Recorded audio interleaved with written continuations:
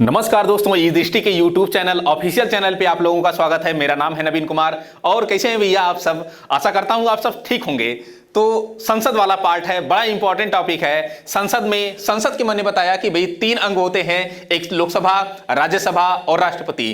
तो राष्ट्रपति को हम लोग देख लिए हैं, अच्छे से पूरा कंप्लीट किए हुए हैं। आज बारी है उसी संसद के एक अंग की, लोकसभा। तो लोकसभा, यहां से किस प्रकार क्वेश्चन पूछे गए हैं, ठीक ना, वो सब सारी चीजें खैर क्वेश्चंस के हिसाब से हम लोग बातचीत करने वाले हैं। तो पहला वाला अगर आप क्वेश्चन देखें तो एक क्वेश्चन कब पूछा गया है? 64वीं बीपीएससी वर्ष 2018 में। इसको मैं देकर आया था, 64वीं बीपीएससी, ठीक है ना।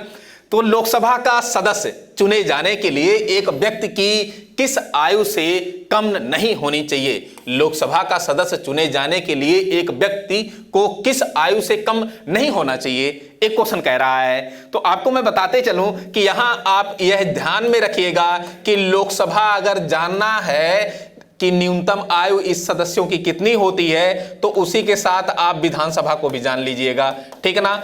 इसके अलावा आपको अगर राज्यसभा जानना हो तो राज्यसभा के साथ आप विधान परिषद को जो है जान लीजिएगा, विधान परिषद को। अब क्या करना है कि लोकसभा और विधानसभा इन दोनों के सदस्यों की जो न्यूनतम आयु होती है वह 25 ईयर होती है, 25 साल होती है। वहीं पर जो राज्यसभा और विधान परिषद होती है, इसकी जो न्यूनतम आयु होती है वह 30 वर्ष होती है। तो अगर लोकसभा या विधानसभा किसी का भी पूछे तो 25 वर्ष, वहीं पर अगर राज्यसभा या विधान परिषद का पूछे तो 30 वर्ष, ठीक ना भैया। तो उस हिसाब से आपका जो आंसर होगा, आंसर आपका 25 वर्ष होगा। सी इज राइट आंसर, ठीक है ना। 30 वर्ष किसकी होगी? तो 30 वर्ष राज्यसभा और विधान परिषद इनकी होती है।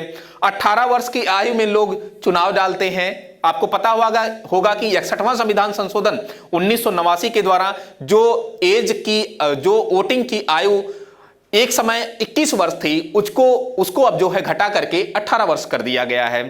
एक और अनुच्छेद आपको पता होगा कि अनुच्छेद 326 से सीधा सा कहता है कि राज्य विधानसभा का और लोकसभा का जो चुनाव होगा वह वयस्क मताधिकार पर आधारित होगा। वयस्क मताधिकार मतलब कि 18 वर्ष से ऊपर के आयु के लोग जो है चुनाव में पार्टिसिपेट कर सकते हैं, वह वोटिंग कर सकते हैं, ठीक ना भैया। तो खैर ये अपना पहला वाला क्वेश्चन था।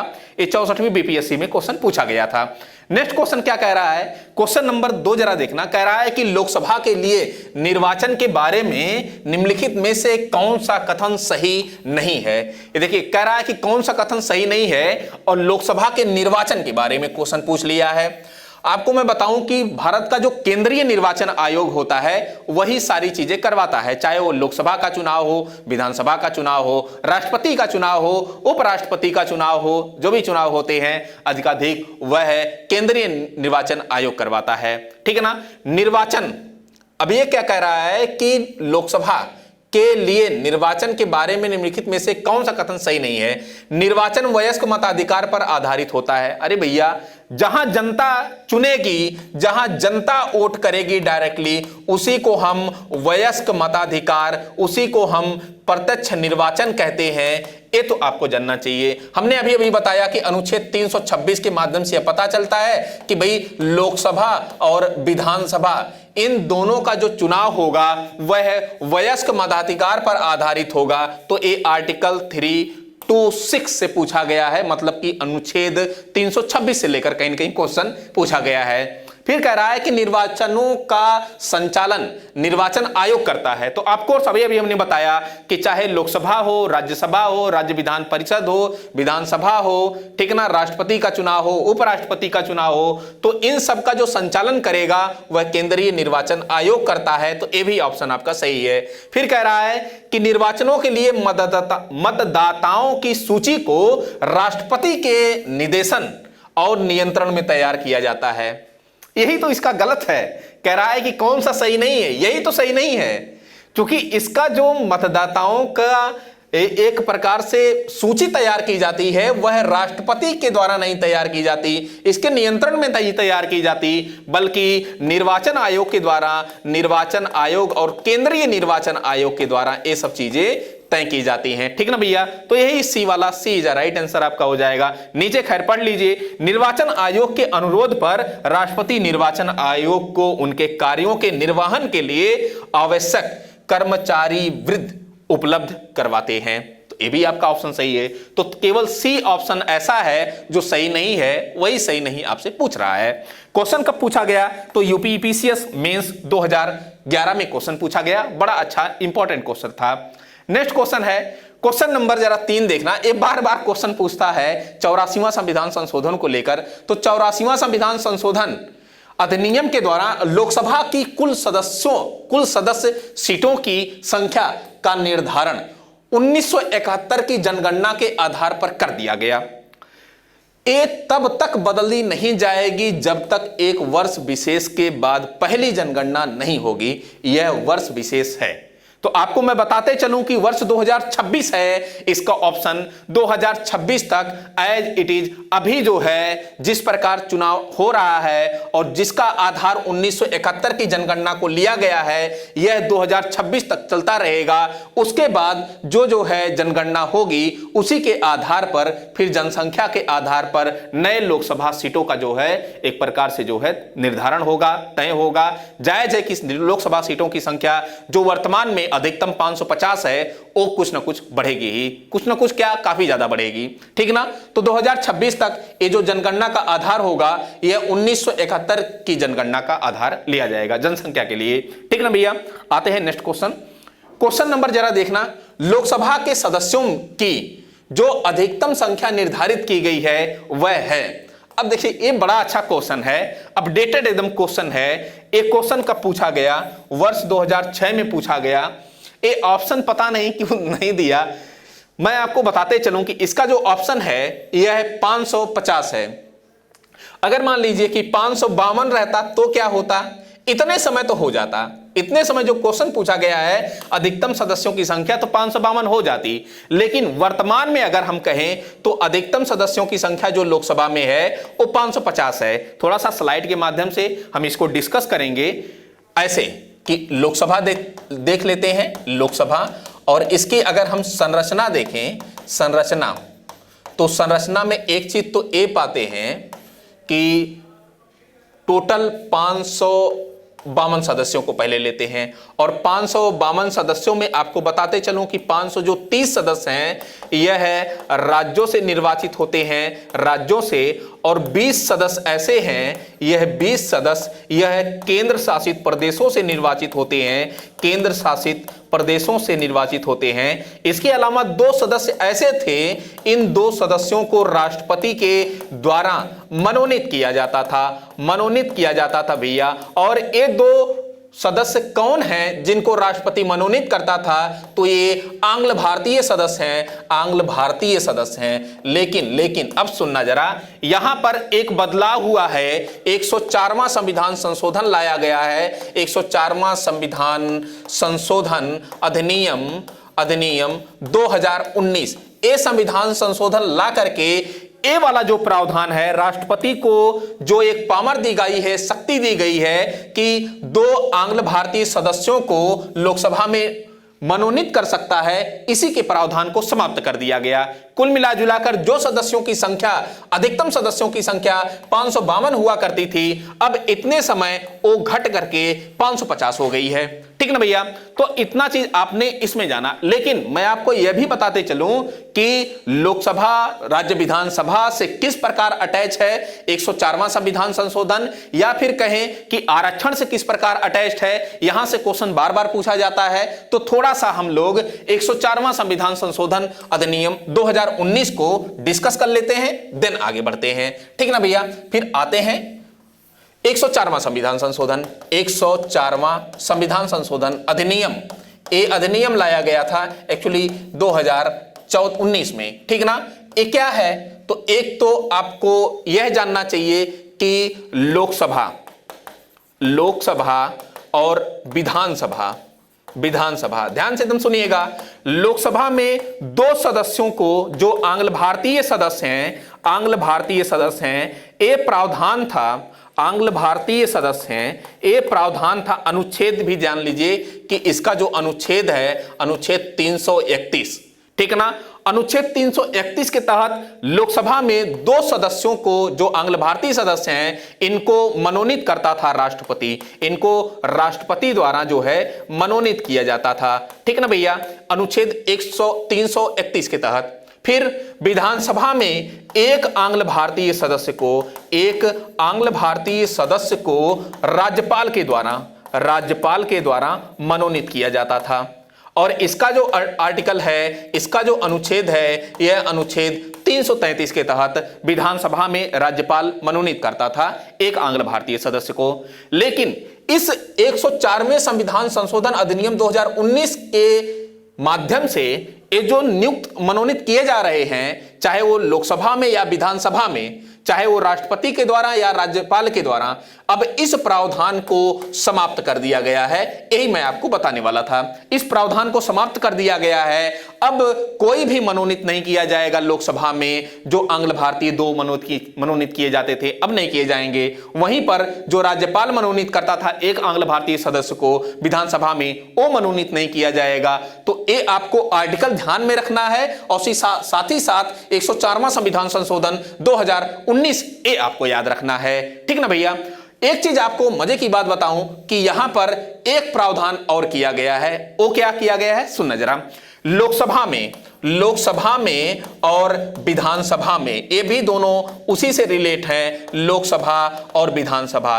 एक्चुअली अनुसूचित जनजाति जो एससी है और जो एसटी है, अनुसूचित जनजाति, अनुसूचित जाति, इन दोनों के आरक्षण का प्रावधान लोकसभा में और विधानसभा में रखने का प्रावधान किया गया है। और ये जो लोकसभा में अनुसूचित जाति जनजाति के आरक्षण का प्रावधान, अगर हम अनुच्छेद को देखें तो ये जो अनुच्छेद है, अनुच्छेद 330 है, ये आपको ध्यान में रखना चाहिए। एक क्वेश्चन बार बार पूछता है कि लोकसभा में अनुसूचित जाति जनजातियों के आरक्षण का प्रावधान किस अनुच्छेद में किया गया है, तो अनुच्छेद 330 में किया गया है। वहीं पर जो विधानसभा है, इस विधानसभा में अनुसूचित जनजातियों और अनुसूचित जातियों के लिए आरक्षण का प्रावधान अगर यह हम कहें तो यह अनुच्छेद 332 में किया गया है, 332 में किया गया है, 332 में किया गया है। मैं इसको क्यों बता रहा हूं? मैं इसको इसलिए बता रहा हूं कि एक जो है संविधान संशोधन लाया गया था,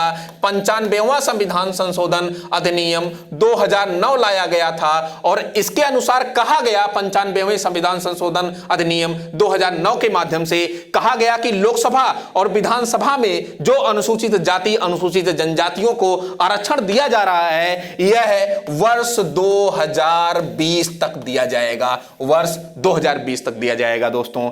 फिर उसके बाद 2020 का टाइम पीरियड कंप्लीट हो गया।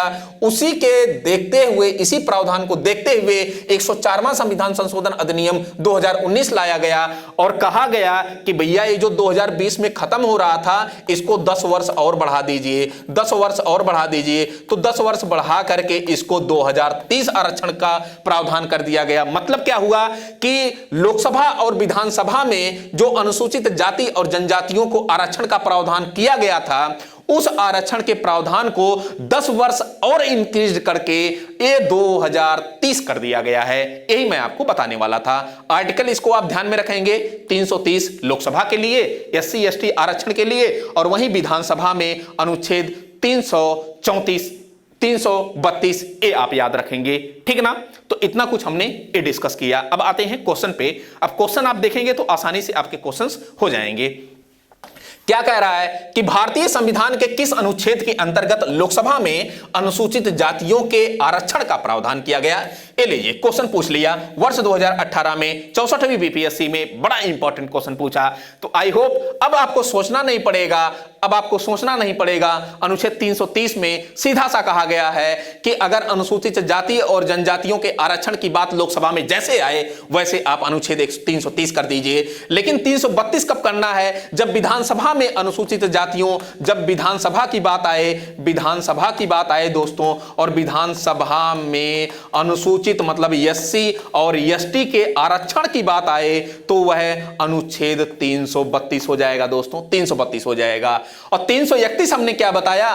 331 हमने यह बताया कि जो आंग्ल भारतीय सदस्यों को मनोनीत करता था राष्ट्रपति, 2 आंग्ल भारतीय सदस्यों को लोकसभा में, इसके प्रावधान को समाप्त कर दिया गया है 104वां संविधान संशोधन अधिनियम 2019 के अकॉर्डिंग। और 333 में हमने यह बताया कि जो विधानसभाएं हैं वहां पर राज्यपाल जो मनोनीत करता था एक आंग्ल भारतीय सदस्य को, उसको भी समाप्त कर दिया गया है 104वां संविधान संशोधन 2021 के अकॉर्डिंग। तो ये बड़ा अच्छा क्वेश्चन था, बड़ा अच्छा बीपीएससी में क्वेश्चन पूछा गया था वर्ष 2018 में। आते हैं नेक्स्ट क्वेश्चन।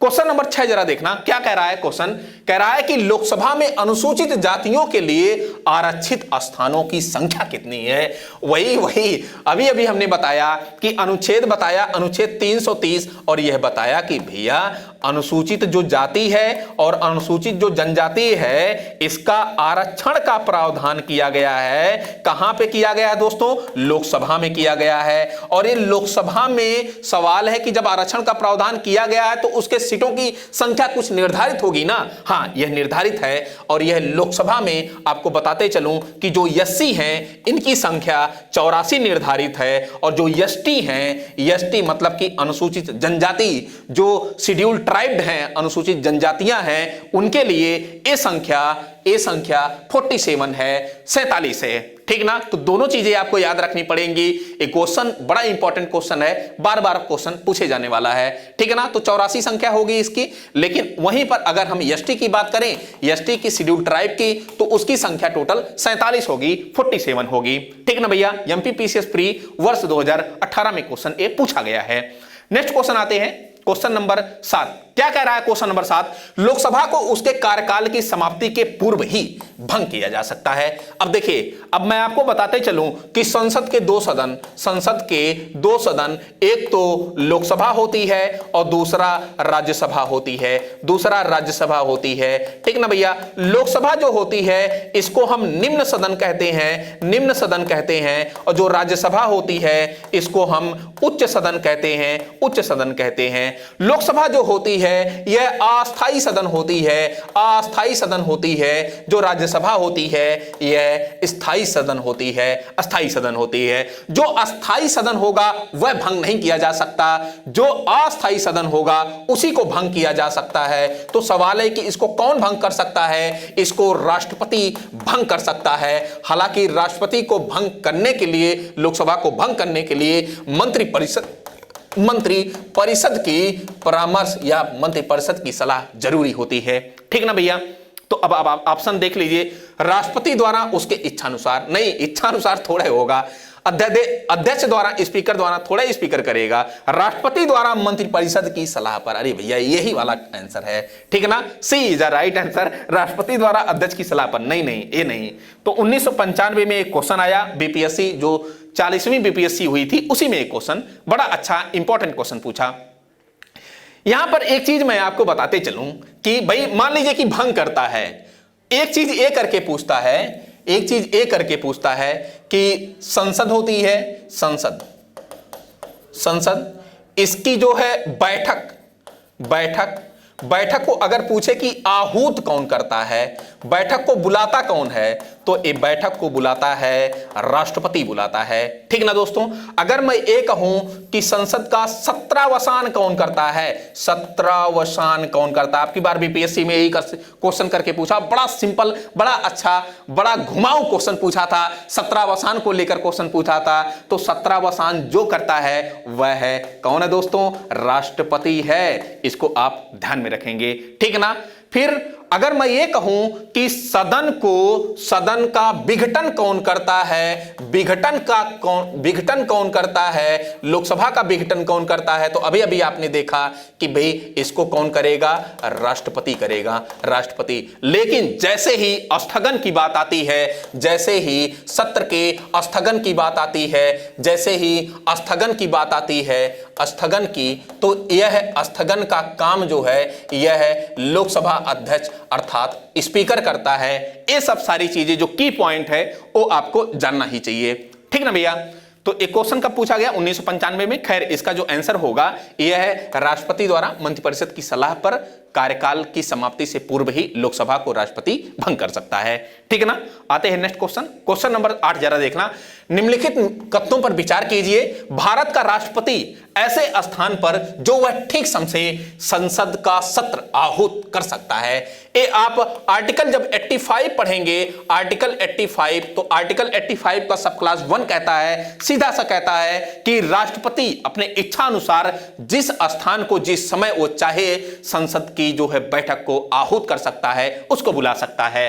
ठीक ना। तो 85 से क्वेश्चन आया हुआ है। एक कथन आपका सही है। दूसरा कह रहा है कि भारत का संविधान एक वर्ष में संसद के 3 सत्रों का प्रावधान करता है, किंतु सभी 3 सत्रों को चलाया जाना अनिवार्य नहीं है। अब सुनना जरा, सवाल यह है कि 85 में एक बातें और कही गई हैं कि 2 अधिवेशनों के बीच का जो ड्यूरेशन हो वो 6 माह से अधिक ना हो, कम से कम 6 माह होना चाहिए। अगर मैं कहूं कि एक वर्ष में अगर 6 माह से कम नहीं होना चाहिए, मतलब कि 6 माह कम से कम होना चाहिए, तो इस हिसाब से 2 ही अधिवेशन हो सकता है। और ये संविधान के अकॉर्डिंग 2 अधिवेशन होगा। ये संविधान के अकॉर्डिंग जो है 2 सत्र होता है, तो 3 सत्र नहीं बल्कि 2 सत्र। इसलिए जो आपका दूसरा वाला कथन है ये गलत हो जाएगा, दूसरा वाला कथन गलत हो जाएगा। तीसरा क्या कह रहा है कि एक दिन में दिनों की कोई न्यूनतम संख्या निर्धारित नहीं है जब संसद का चलाना आवश्यक हो। बिल्कुल बिल्कुल। मैं बताऊं कि कोविड के समय आप देखे होंगे कि संसद पूरी तरह बंद थी। कोई भी चीज, कोई भी दिन निर्धारित नहीं है कि हां इस दिन संसद चलेगी ही। चाहे तो स्थगन किया जा सकता है, सत्रावसान किया जा सकता है। ये राष्ट्रपति और स्पीकर पर डिपेंड करता है कि वो चीजें चलने वाली हैं कि नहीं चलने वाली। कोई चीजें डिफाइन नहीं है। ठीक ना भैया। तो उस हिसाब से ए वाला जो आपका आंसर होगा, ए मतलब 1 भी सही होगा और 3 भी सही होगा। तो 1 और 3 अगर हम देखें तो सी इज अ राइट आंसर। कब कब क्वेश्चन पूछा गया? आईएएस प्री 2020 में एक क्वेश्चन पूछा गया। बड़ा अच्छा, बड़ा इंपॉर्टेंट क्वेश्चन था।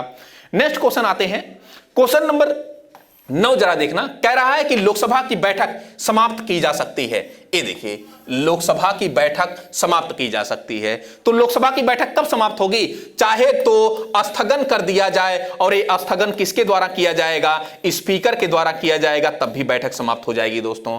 अगर लोकसभा का विघटन कर दिया जाए, और लोकसभा का विघटन कौन करेगा? राष्ट्रपति करेगा, उस स्थिति में भी बैठक दोस्तों समाप्त हो जाएगी। सत्रावसान कर दिया जाए, और सत्रावसान मतलब कि जैसे 3 सत्र, एक जो है बजट सत्र, मानसूत्र सत्र, 3 शीतकालीन सत्र, अगर सत्र को समाप्त कर दिया जाए तो भी बैठक जो है समाप्त हो जाएगी। और सत्रावसान का काम राष्ट्रपति करता है, राष्ट्रपति करता है, ये भी आपको जानना चाहिए।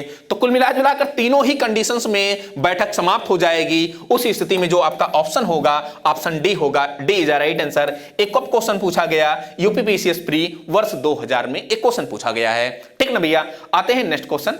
नेक्स्ट क्वेश्चन क्या कह रहा है? क्वेश्चन नंबर 10 जरा देखना। कह रहा है कि लोकसभा का कार्यकाल, अब देखिए लोकसभा का कार्यकाल कितना होता है? पहली बैठक से अगले 5 वर्ष तक इसका कार्यकाल होता है। ठीक ना। यहां क्या कह रहा है कि किसी भी परिस्थिति में नहीं बढ़ाया जा सकता। अरे भैया, काहे नहीं बढ़ाया जा सकता है? राष्ट्रीय आपात जब लागू होता है, और राष्ट्रीय आपात आपको पता होगा कि अनुच्छेद 352 के तहत राष्ट्रपति जो है राष्ट्रीय आपात घोषित कर सकता है। ठीक ना। खैर आपातकाल हम तो पढ़ाएंगे ही, लेकिन 352 को आपको जानना पड़ेगा। एक जो है आपातकाल और होता है संवैधानिक आपातकाल, जिसे हम राष्ट्रपति शासन कहते हैं, संवैधानिक आपातकाल। और ये जो होता है यह 356 अनुच्छेद के तहत होता है। एक वित्तीय आपातकाल भी होता है, यह अनुच्छेद 360 के तहत होता है। इसको भी आपको जानना चाहिए। लेकिन मेरा यह कहना है कि जो राष्ट्रीय आपातकाल होता है अनुच्छेद 352 के तहत, जैसे ही राष्ट्रीय आपातकाल लगता है तो उस स्थिति में लोकसभा का कार्यकाल एक बार में ध्यान रखिएगा, एक बार में 1 साल के लिए बढ़ाया जा सकता है दोस्तों। एक बार में 1 साल के लिए बढ़ाया जा सकता है। ठीक ना। तो एक कह रहा है कि नहीं बढ़ाया जा सकता, मतलब ससुरा ये पहला वाला तो गलत हो गया। फिर कह रहा है कि एक बार में 6 महीने के लिए बढ़ाया जा सकता। नहीं भैया, 1 वर्ष के लिए बढ़ाया जा सकता है राष्ट्रीय आपातकाल के समय। आपातकाल की घोषणा के दौरान एक बार में 1 वर्ष तक के लिए बढ़ाया जा सकता है। तो इससे बढ़िया और क्या चाहिए आपको? सी ही आपका आंसर होगा। सी इज द राइट आंसर। हालांकि नीचे वाला देख लेते हैं। आपातकाल की उद्घोषणा के दौरान एक बार में 2 वर्ष बढ़ाया जा सकता, 2 वर्ष नहीं बढ़ाया जा सकता भैया, 1 वर्ष। कब क्वेश्चन पूछा गया? यूपीएससी या फिर कहें आईएएस में वर्ष 2002 में एक क्वेश्चन पूछा गया। बड़ा सिंपल, बड़ा अच्छा, बड़ा ही बेहतर क्वेश्चन था, ठीक है ना। खैर आते हैं नेक्स्ट क्वेश्चन। क्वेश्चन नंबर 11 जरा देखना क्या कह रहा है कि लोकसभा के कम से कम कितने सत्र बुलाए जाते हैं? लोकसभा में कम से कम कितने सत्र बुलाए जाते हैं? अभी हमने बताया कि आर्टिकल जो 85 है, आर्टिकल 85 का सब क्लास 1 क्या कहता है कि राष्ट्रपति, ठीक है ना, 2 बैठक वर्ष में कम से कम 2 बैठकों को जो है आहूत करता है और उनके बीच का जो डिफरेंस होता है वह है 6 माह से अधिक नहीं होना चाहिए, ठीक है ना। मतलब कि राष्ट्रपति 2 बैठक आहूत करेगा, उन दोनों बैठकों के बीच 6 माह से अधिक का जो है ड्यूरेशन नहीं होगा। तो इस हिसाब से अगर हम देखें तो वर्ष में 2 बैठकें बुलाई जाती हैं। ये 42वें जो है बीपीएससी में 1997 में क्वेश्चन पूछा गया, आसान क्वेश्चन था, ठीक है ना। कह रहा है कि क्वेश्चन नंबर 12 कि लोकसभा के कोरम, लोकसभा का कोरम कुल सदस्य संख्या का कितना होता है? एक कोरम जो है कभी कभी इसका हिंदी एक दे देता है गणपूर्ति, गणपूर्ति, इसको भी आपको याद रखना चाहिए। कोरम क्या होता है कि मतलब कि किसी बैठक को संचालित करने के लिए, आगे बढ़ाने के लिए कुछ मिनिमम सदस्य होने चाहिए ताकि बैठक को किया जा सके, संचालित किया जा सके, आगे बढ़ाया जा सके, ठीक है ना। तो वो सदस्यों की संख्या कितनी होनी चाहिए? तो कुल मिला जुलाकर जो कुल लोकसभा के सदस्य हैं, कुल लोकसभा के सदस्य, इस कुल लोकसभा के सदस्यों का 1/10 कम से कम होना चाहिए, तभी जाकर वो कोरम पूरा होगा और वो बैठक संचालित होगी आगे के लिए। तो आपका जो डी ऑप्शन है, D is a right answer. काफी बेहतर क्वेश्चन, बार बार क्वेश्चन पूछे जाने वाला क्वेश्चन है। एमपीपीसीएस खैर प्री में आया था 1995 में। कब आते हैं नेक्स्ट क्वेश्चन। क्वेश्चन नंबर 13 कह रहा है कि भारत में किस राज्य का लोकसभा, भारत में किस राज्य का लोकसभा व राज्यसभा में प्रतिनिधित्व सर्वाधिक है? प्रतिनिधित्व सर्वाधिक है। अगर हम देखेंगे उत्तर प्रदेश, अपना उत्तर प्रदेश तो यही पर सबसे ज्यादा है भैया। यूपी में जिसने सरकार बनाई उसने दिल्ली में भी सरकार बनाई, ऐसा कहा जाता है। क्योंकि सबसे ज्यादा लोकसभा की जो सीटें हैं वो उत्तर प्रदेश में हैं। लोकसभा की सीटें टोटल 80 सीटें हैं, बहुत ज्यादा सीटें हैं, ठीक है ना। फिर राज्यसभा की सवाल है कितनी सीटें हैं, तो राज्यसभा की यूपी में टोटल 31 सीट है। तो आपका जो आंसर होगा वो ए होगा। खैर मध्य प्रदेश की अगर हम बात कर दें तो इस मध्य प्रदेश की जो संख्या होगी लोकसभा में वह 29 है, इसके सदस्यों की संख्या। वहीं पर अगर हम आंध्र प्रदेश के लोकसभा की बात करें, सीटों की बात करें, तो टोटल 25 जो है इसके सदस्यों की संख्या है। हालांकि महाराष्ट्र की जब हम बात करते हैं तो महाराष्ट्र में टोटल 48 है, 48 है, ठीक ना भैया। तो ये आप देख सकते हैं। आपको ये चाहिए कि एक लिस्ट आप बनाइए और उस लिस्ट के अकॉर्डिंग जो है ये दर्शाइए कि एक तरफ राज्य और दूसरी तरफ लोकसभा के सदस्यों की संख्या, ताकि चीजें तैयार हो जाएं। आज जो है उत्तर प्रदेश को पूछा है, कल को गुजरात को पूछ लेगा तो क्या होगा, ठीक है ना। खैर आते हैं नेक्स्ट क्वेश्चन। अब देखिए वही क्वेश्चन, अब देखिए छत्तीसगढ़ में पूछ लिया वर्ष 2014 में। पिछला क्वेश्चन यूपीपीसीएस में पूछा था। देखिए क्या पूछ रहा है, मिलान करना है, ये लोकसभा सीटें दी गई हैं और इसी से मिलान करना है, ठीक है ना, इसी से मिलान करना है। आंध्र प्रदेश में टोटल कितनी सीटें, हमने बताया कि टोटल भैया 25 सीट हैं, तो इसको आप 25 सीट से आंध्र प्रदेश को मिला दीजिए। फिर तमिलनाडु कितनी सीटें हैं, तो टोटल तमिलनाडु में वर्तमान में इतने समय 39 सीट है, इसको आप मिला दीजिए। महाराष्ट्र में हमने अभी अभी बताया, महाराष्ट्र में हमने अभी अभी बताया कि टोटल कितनी सीटें हैं, 48 सीटें, इसको यहां से मिला दीजिए आप। छत्तीसगढ़ में टोटल कितनी सीटें हैं इतने समय लोकसभा की, तो टोटल 11 सीटें हैं, यहां से आप इसको मिला दीजिए। पश्चिम बंगाल में 42 सीट है, आप इसको यहां से मिला दीजिए। और तमिलनाडु में कितनी सीट है भैया, वो 25 सीट है, आप इसको यहां से मिला दीजिए, ठीक है ना। तो आई होप क्लियर हो गया होगा ये सब सारी चीजें।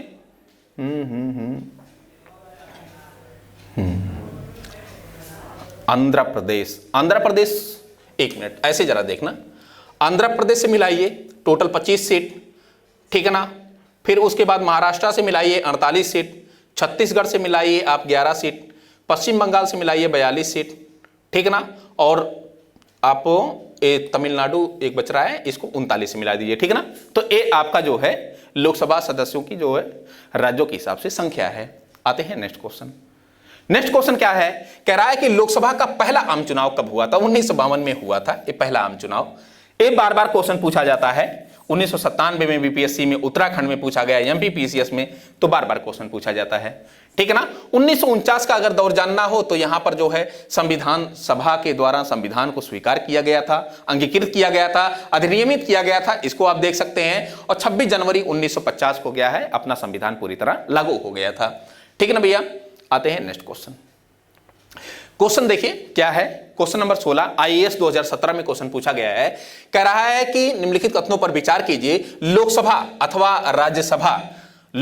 अथवा राज्य की विधानसभाओं के निर्वाचन में जीतने वाले उम्मीदवार को निर्वाचित घोषित किए जाने के लिए मतदान का कम से कम दोस्तों 50% पाना अनिवार्य है। ऐसा है क्या? मान लीजिए 100 लोग वोट करने वाले हैं और 100 लोग वोट करने वाले हैं, मतलब कि 50 जो है, अब 100 लोग मान लीजिए किसी ग्राम सभा में हैं, 100 लोग ग्राम सभा में हैं और 100 लोगों में से अब समस्या ये है कि क्या है, 50 लोग वोट करने आए और 3 लोग खड़े हैं, 3 लोग ए बी सी 3 लोग खड़े हैं। तो इसका कहने का अर्थ है कि 25 वोट किसी को पाना चाहिए, तब जाकर के वो विजयी घोषित होगा। मैं कह रहा हूं कि नहीं भैया, 30 वोट नहीं, 25 वोट नहीं पाना चाहिए। जो सबसे ज्यादा वोट पा जाएगा वही जो है विजेता घोषित हो जाएगा। ये मतलब नहीं रखता अगर मैं कह रहा हूं कि ए जो है बी और सी पांचे वोट पाएं और यह 40 वोट पा गया, तब भी ये विजेता हो जाएगा। ठीक है ना। तो कुल मिला जुलाकर जो सबसे ज्यादा वोट पाएगा, फर्स्ट पास्ट द पोस्ट, पहले आओ पहले पाओ की नीति अपनाई गई है भारत में। ठीक है ना। तो उसी के आधार पर चुनाव संचालित होते हैं, विजयी घोषित किया जाता है उम्मीदवारों को। तो ये जो आपका ऑप्शन होगा ये गलत होगा। ठीक है ना। फिर कह रहा है कि भारत के संविधान में अधिकथित उपबंधों के अनुसार लोकसभा में अध्यक्ष का पद बहुमत वाले दल को जाता है तथा उपाध्यक्ष का पद विपक्ष वाले दल को जाता है। ये बताइए संविधान में लिखा गया है? नहीं, ये संविधान में नहीं लिखा गया है, बल्कि हमारे जो संसद की एक परंपरा रही है, हमारे संसदीय परंपरा हम पढ़ाएंगे आपको। संसदीय एक परंपरा रही है कि जो अध्यक्ष होगा वो जो है एक सत्ताधारी पार्टी का होगा और जो उपाध्यक्ष होगा वो विपक्षी दल का होगा। एक संसदीय परंपरा, ना कि संविधान के अकॉर्डिंग नहीं होता है। इसलिए आपका जो दूसरा कथन है ये भी गलत होगा। तो ना तो 1 सही होगा ना तो 2 सही होगा। आईएएस में वर्ष 2017 में क्वेश्चन पूछा गया है। ठीक ना भैया। आते हैं नेक्स्ट क्वेश्चन। क्वेश्चन नंबर 17 जरा देखना क्या है। कह रहा है कि भारत में लोकसभा जो स्पीकर होता है, अध्यक्ष मनोनीत किया जाता है। बड़ा अच्छा क्वेश्चन आईएएस में पूछा गया 2009 में, एकदम पूरा मतलब कि इधर से उधर चकरा दिया पूरा दिमाग। मनोनीत किया जाता है, ऐसा है क्या? मनोनीत नहीं किया जाता है, ये तो पहले में कट गया। चयनित किया जाता है क्या? निर्वाचित किया जाता है क्या? नियुक्त किया जाता है क्या? अब देखिए इन तीनों ऑप्शन में बड़ा जो है क्रिटिकल जो है कंडीशन आई। ये इलेक्ट किया जाता है या चूज किया जाता है? चूज किया जाता है। तो जो ऑक्सफोर्ड डिक्शनरी है इसके लिए वो बताती है नहीं, चूज किया जाता है इसके लिए। ठीक ना। तो यहां जो आपका ऑप्शन होगा वो चयनित किया जाता है, ए ऑप्शन होगा, ना कि नियुक्त किया जाता है, ना कि निर्वाचित किया जाता है। ठीक ना दोस्तों। तो चयनित किया जाता है, लोकसभा में जो स्पीकर होता है वो चयनित किया जाता है 19 सदस्यों के बीच से। ठीक। तो ये आपका 17 नंबर क्वेश्चन हो गया। 18 नंबर का क्वेश्चन जरा देखना। कह रहा है कि लोकसभा का अध्यक्ष अपना त्यागपत्र किसे देता है? तो जो लोकसभा होगा, लोकसभा का अध्यक्ष और उपाध्यक्ष, अध्यक्ष अपना त्यागपत्र उपाध्यक्ष को देगा और उपाध्यक्ष अपना त्यागपत्र अध्यक्ष को देगा। ठीक है ना। तो इस प्रकार आप देखें कि अध्यक्ष अपना त्यागपत्र किसको देता है? तो उपाध्यक्ष को देता है। ठीक। भारत का महान्यायवादी ये आप जानते हैं कि ये राष्ट्रपति की प्रसाद पर्यंत पद धारण करता है और राष्ट्रपति चाहे तो उसको जो है चाहे जब हटा सकता है। भारत के राष्ट्रपति को भारत के राष्ट्रपति को नहीं देता है। भारत के मुख्य न्यायाधीश इसको भी नहीं देता है। एमपीपीसीएस 2005 में क्वेश्चन पूछा गया। नेक्स्ट क्वेश्चन है क्वेश्चन नंबर जरा 19 देखना। कह रहा है कि लोकसभा को किसके कार्यकाल की समाप्ति के पूर्व से हटाया जा सकता है? लोकसभा अध्यक्ष को उसके कार्यकाल की समाप्ति के पूर्व पद से ही हटाया जा सकता है। कैसे? लोकसभा का अगर अध्यक्ष को हटाना हो तो एक आम सहमति के आधार पर लोकसभा में प्रस्ताव ला करके उसको हटा दिया जाता है। बहुत ज्यादा कुछ नहीं करना है कि लोकसभा में भी पास करिए जो है राज्यसभा में पास करिए, ऐसा कुछ नहीं है। लोकसभा में अगर जो है उसकी मेजॉरिटी नहीं है, लोकसभा के सदस्य ये चाहते हैं कि नहीं ये अध्यक्ष ठीक नहीं है, तो एक सिंपल सा वो प्रस्ताव लाके सिंपल मेजॉरिटी के साथ पास करके उसको स्किप कर देते हैं, हटा देते हैं पद से, ठीक है ना। तो वही कह रहा है कि प्रधानमंत्री की संस्तुति पर राष्ट्रपति द्वारा नहीं, ये नहीं, यदि लोकसभा इस आशय का प्रस्ताव पारित कर दे, ये वाला ऑप्शन, यही आपका आंसर होगा, यही आपका आंसर होगा। यदि लोकसभा और प्रधानमंत्री इस प्रकार का निर्णय ले लें, नहीं ये नहीं, यदि संसद के दोनों सदन की बात ही नहीं आती। यूपीपीसीएस प्री में 2007 में क्वेश्चन पूछा गया। नेक्स्ट क्वेश्चन क्या है, क्वेश्चन नंबर 20 जरा देखना। कह रहा है कि लोकसभा अध्यक्ष के पद के विषय में निम्नलिखित कथनों पर विचार कीजिए। क्या है कि यह राष्ट्रपति के प्रसाद पर्यंत पद धारण करता है, ऐसा है क्या? राष्ट्रपति के प्रसाद पर्यंत पद धारण केवल क्या बहुत लोग करते हैं, उसमें मंत्री को ले लीजिए, जितने भी मंत्री हैं, महान्यायवादी ले लीजिए, तो ये सब लोग जो है राष्ट्रपति के प्रसाद पर्यंत पद धारण करते हैं। राज्यपाल प्रसाद पर्यंत पद धारण करता है। टोटल जितने संघ के मंत्री होते हैं वो प्रसाद पर्यंत पद धारण करते हैं। अनुच्छेद 74 याद रखिए ना, अनुच्छेद 74। तो राष्ट्रपति के प्रसाद पर्यंत मंत्री पद धारण करते हैं, महान्यायवादी, लेकिन लोकसभा का जो अध्यक्ष है ये प्रसाद पर्यंत पद धारण नहीं करता है, ठीक है। तो ये आपका कथन गलत हो गया, ये गलत हो गया। तो इसमें भी एक है, इसमें भी एक है, ठीक है ना। फिर देखिए, कह रहा है कि यह आवश्यक नहीं है कि अपने निर्वाचन के समय वह सदन का सदस्य हो, यह आवश्यक नहीं है। मंत्री के लिए आवश्यक नहीं है कि वह जो है मंत्री जब बन रहा है तो किसी सदन का सदस्य नहीं हो सकता है, क्योंकि अगले 6 माह के अंदर उसको अगर सदस्यता मिल जाती है तो उसका काम ओके है। लेकिन यहां पर अगर कोई भी सदस्य अध्यक्ष बनता है, लोकसभा का स्पीकर बनता है, तो उसको सदस्य होना लोकसभा का अनिवार्य है। ये बात आप नोट करिएगा, ठीक है ना। यह आवश्यक नहीं है कि वह अपने निर्वाचन के समय वह सदन का सदस्य हो, गलत काट दीजिए यहीं पे, परंतु वह अपने निर्वाचन के बाद 6 माह के भीतर सदन का सदस्य हो जाना पड़ेगा। ये तो मंत्री की बात कर रहा है, काटिए इसको, 2 कटा तो 2 कटा। खैर, यदि वह त्यागपत्र देना चाहे तो उसे अपना त्यागपत्र उपाध्यक्ष को संबोधित करना होता। तो तीसरा वाला भी सही है, 1 और 3, नहीं केवल 3 कहां है? हाँ, तो आपका जो बी ऑप्शन होगा, B is a right answer. ये आपका क्वेश्चन कब पूछा गया? यूपीएससी में, आईएएस में वर्ष 2012 में क्वेश्चन पूछा गया, ठीक है भैया। नेक्स्ट क्वेश्चन क्या है, क्वेश्चन नंबर जरा 21 देखना। कह रहा है कि प्रोटेम स्पीकर का कर्तव्य होता है। प्रोटेम स्पीकर क्या है? प्रोटेम मतलब अस्थायी।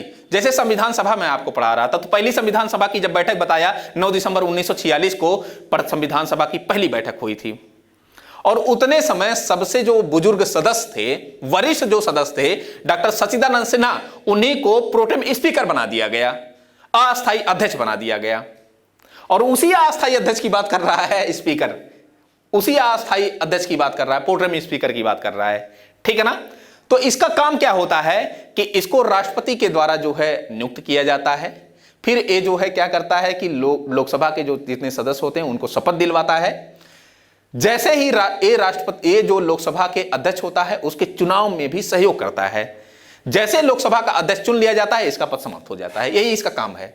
देखिए जरा, स्पीकर की अनुपस्थिति में सदन की कार्रवाई का संचालन करता है, तो उपाध्यक्ष क्या करेगा? तो उपाध्यक्ष क्या करेगा? ये उपाध्यक्ष करता है, ठीक है ना। स्पीकर की अनुपस्थिति में सदन की कार्रवाई का संचालन ये कौन करेगा? उपाध्यक्ष करेगा, ये नहीं करेगा, तो ये गलत हो गया। फिर कह रहा है, ये तो गलत हो गया। फिर कह रहा है सदस्यों को शपथ दिलाना, सदस्यों को शपथ दिलाना कुछ तार्किक लग रहा है, अभी और पढ़ना पड़ेगा आपको। फिर कह रहा है स्थानापन्न रूप से स्पीकर का कार्य करना, स्थानापन्न रूप से स्पीकर का काम ये थोड़ा करेगा, उपाध्यक्ष करेगा, ये भी काट दीजिए, ठीक है ना, जब स्पीकर के चुनाव की संभावना ना हो। फिर कह रहा है कि केवल सदस्यों के चयन प्रमाण पत्रों को चेक करना कि वह सही है कि नहीं, ये भी नहीं। तो सदस्यों को शपथ दिलाने का काम ये जो है प्रोटेम स्पीकर करता है, ये आपका आंसर सही होगा। तो कुल मिला जुलाकर ये क्वेश्चन कब आया? यूपीपीसीएस प्री 2010 में आया। नेक्स्ट क्वेश्चन क्या है? क्वेश्चन नंबर 22 जरा देखना। भारतीय संविधान या भारत का संविधान निम्न अनुच्छेदों में से कौन एक उपबंधित करता है कि मत बराबर होने की दशा में लोकसभा अध्यक्ष का मत निर्णायक होगा? ये मैं आपको बताऊं, अनुच्छेद जो 100 है, अनुच्छेद जो 100 है, यह कहता है कि अगर कोई भी विधेयक पास हो रहा है, अगर उस स्थिति में मत बराबर हो तो निर्णायक मत कौन देगा? तो उतने समय निर्णायक मत का प्रयोग कौन करता है? लोकसभा अध्यक्ष करता है, स्पीकर करता है। वहीं अगर विधानसभा में पूछे तो विधानसभा में कौन करेगा? विधानसभा अध्यक्ष करेगा। राज्यसभा में कौन पूछे तो राज्यसभा का जो सभापति होता है अर्थात उपराष्ट्रपति, सभापति, वो करता है। ठीक ना दोस्तों? तो कुल मिला जुलाकर इसका जो आंसर होगा आपका ए 100 अनुच्छेद 100 होगा, सी ऑप्शन होगा, सी इज द राइट आंसर। यह क्वेश्चन कब पूछा गया? वर्ष 2015 में यूपीपीसीएस प्री में क्वेश्चन पूछा गया। नेक्स्ट क्वेश्चन क्या है? क्वेश्चन नंबर 23 जरा देखना कि संविधान का निम्न अनुच्छेदों में से कौन अनुच्छेद, वही क्वेश्चन है। फिर कह रहा है कि लोकसभा का प्रथम अध्यक्ष कौन होता है, कौन थे? तो जीवी मावलंकर, ये तो बार बार क्वेश्चन पूछा जाता है। अच्छा, एक मजे की बात बताऊं, लोकसभा का प्रथम अध्यक्ष अगर कहें कि संविधान सभा का, ठीक ना, संविधान सभा देखिए दो काम कर रही थी। संविधान सभा, याद दिलाया, संविधान सभा दो काम कर रही थी। एक तो ये कानून बनाने का काम भी कर रही थी और दूसरा दोस्तों संविधान निर्माण का भी काम कर रही थी। संविधान निर्माण, जब एक कानून का काम करे तो इतने समय अध्यक्षता जीवी मावलंकर कर रहे थे, और जब ये संविधान निर्माण का काम कर रही थी तो उतने समय राजेंद्र प्रसाद इसकी अध्यक्षता कर रहे थे। ठीक ना भैया? तो इतना आपको ये चीजें जान लेनी चाहिए। ठीक, आते हैं नेक्स्ट क्वेश्चन। देख रहे हैं कितनी बार पूछा गया, बाप रे। लोकसभा का प्रथम अध्यक्ष, प्रथम जो है अध्यक्ष जीवी मावलंकर। ठीक है, आते हैं नेक्स्ट क्वेश्चन। नेक्स्ट क्वेश्चन क्या है कि लोकसभा की प्रथम महिला अध्यक्ष कौन है? तो ये बार बार क्वेश्चन पूछा जाने वाला बड़ा सिंपल क्वेश्चन, ये मीरा कुमार, ठीक है ना, मीरा कुमारी कर लीजिएगा। ठीक, बार बार क्वेश्चन पूछा गया है, सिंपल क्वेश्चन है। नेक्स्ट क्वेश्चन क्या है?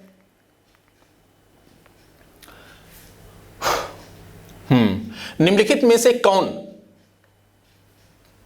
इसको प्रथम कर लीजिए, इसको काट दीजिए, प्रथम जनजातीय लोकसभा अध्यक्ष थे? जनजातीय लोकसभा, तो पी.ए. सांगमा, ये आपको जानना चाहिए। पी.ए. सांगमा 1996 में इनको बनाया गया था। ठीक है ना? एक क्वेश्चन कब पूछा गया? यूपीपीसीएस प्री में 2015 में क्वेश्चन पूछा गया। नेक्स्ट क्वेश्चन क्या है? क्वेश्चन नंबर 27 जरा देखना। निम्नलिखित कथनों पर विचार कीजिए। पहली लोकसभा में विपक्ष में सबसे बड़ा राजनीतिक दल स्वतंत्र पार्टी था, ऐसा है क्या? पहली लोकसभा 1952 में लोकसभा का आम चुनाव होता है और टोटल 1952 में होता है। फिर उसके बाद कहें कि 489 सदस्यों पर चुनाव होता है। ठीक है ना, 489 सदस्यों पर। यह स्थिति थी कि 364 सीट कांग्रेस, भारतीय राष्ट्रीय कांग्रेस, और 16 सीट कौन सा ऐसा दल था जो पाके विपक्षी हो जाता है? CPI, communist party of India, CPI, 16 seat पा करके, यही विपक्षी दल था। यहीं से क्वेश्चन आ गया है आईएएस 2018 में। कह रहा है कि पहली लोकसभा में विपक्ष में सबसे बड़ा राजनीतिक दल स्वतंत्र दल पार्टी था विपक्ष में, तो सीपीआई था, ये स्वतंत्र नहीं था। पहला काट दीजिए, पहला काट दीजिए, और पहला जैसे कटा ये भी कटा, इसमें भी एक है, इसमें भी एक है, दो तो ऐसे कट गए। ठीक है ना? फिर क्या कह रहा है कि लोकसभा में नेता प्रतिपक्ष को सर्वप्रथम 1969 में मान्यता दी गई। तो बिल्कुल दोस्तों 1969 में मान्यता दी जाती है, ये आपका कथन सही है। ठीक है ना? कह रहा है कि लोकसभा में यदि किसी दल के न्यूनतम 75 सदस्य ना हो तो उसके नेता को नेता प्रतिपक्ष के रूप में मान्यता नहीं मिल सकती। ऐसा क्या? नहीं, ऐसा नहीं है।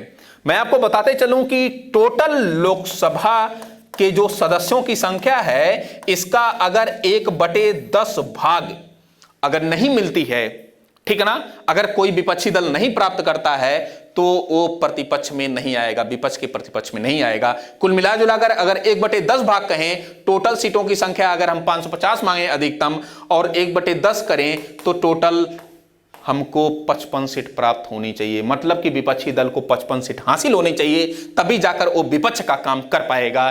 75 सीट नहीं बल्कि 55 सीट। तो ए भी ऑप्शन कटा, केवल का केवल दो B is a right answer. Question कब पूछा गया? आईएएस 2018 में। बड़ा अच्छा, बड़ा इंपॉर्टेंट टॉपिक पूछा गया था क्वेश्चन। आज के लिए फिलहाल इतना ही। Thank you so much for watching this video. कल मिलते हैं लोकसभा के बाद राज्यसभा, उच्च सदन, बेहतर अस्थायी सदन, कहां से कैसे क्वेश्चन आए हैं, सारी चीजें उसमें डिस्कस करेंगे। इतना आज के लिए, थैंक यू सो मच।